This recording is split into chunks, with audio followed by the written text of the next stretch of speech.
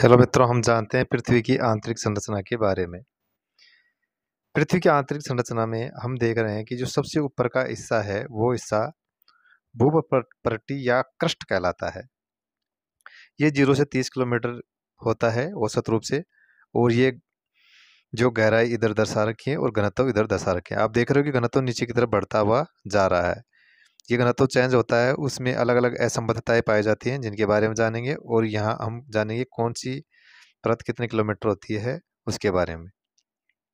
अब हम देखते हैं, इधर सी जो चिन्ह बना रखा है, वो बना रखा है कोनार्ड असंबद्धता का। यानी जब क्रस्ट क्रस्ट में अंतर होता है, यानी घनत्व में चेंज हो जाता है, उसको बोलते हैं कोनार्ड असंबद्धता। और फिर ये जो मोहविक असंबद्धता होती है, ये कोनार्ड और मेंटल के बीच में जो घनत्व चेंज होता है, उसके लिए है। उसको मोहविक असंबद्धता बोलते हैं। फिर जो ऊपरी मेंटल का जो यह हिस्सा है उसमें 200 से 700 किलोमीटर का हिस्सा है, ये द्रव अवस्था में है, और ये दुर्बलता मंडल भी कहते हैं। लेकिन इससे 700 से 2900 किलोमीटर का जो हिस्सा है, ये वाला हिस्सा इसका ठोस अवस्था में है। और ऊपरी मेंटल और निचली मेंटल में जो चेंज होता है घनत्व में, उसको हम रेपेटी असंबद्धता कहते हैं। इसी तरह आगे बढ़ते हैं तो निचली मेंटल और कोर के बीच में जो घनत्व में चेंज होता है, उस असंबद्धता को हम गुटेन वर्ग या विचर्ड वर्ग असंबद्धता कहते हैं। इस तरह 2900 से 5150 भाकोर कहलाती है, ये द्रवावस्था में है। और 5150 से 6371 किलोमीटर है, ये है जो ठोस अवस्था में है। और ये जो कोर है, जो नीफे से बनी है, नीफे कहते हैं क्योंकि निकिल और फेरियम इसमें है, और इसको बेरिस्फेयर भी कहते हैं। और इसका जो निचला हिस्सा आपको बता दिया है कि ये ठोस अवस्था में है। लेकिन भाग और आंतरिक कोर में भी घनत्व में चेंज होता है, उसको लेहमन असंबद्धता कहते हैं। इसके अलावा पृथ्वी की आंतरिक संरचना में हमें भूकंप की तरंगों के बारे में भी जानना होता है, क्योंकि पृथ्वी की तरंगों के माध्यम से पता पड़ता है कि पृथ्वी का भाग ठोस, द्रव, गैस किस अवस्था में है। तो हम देखते हैं कि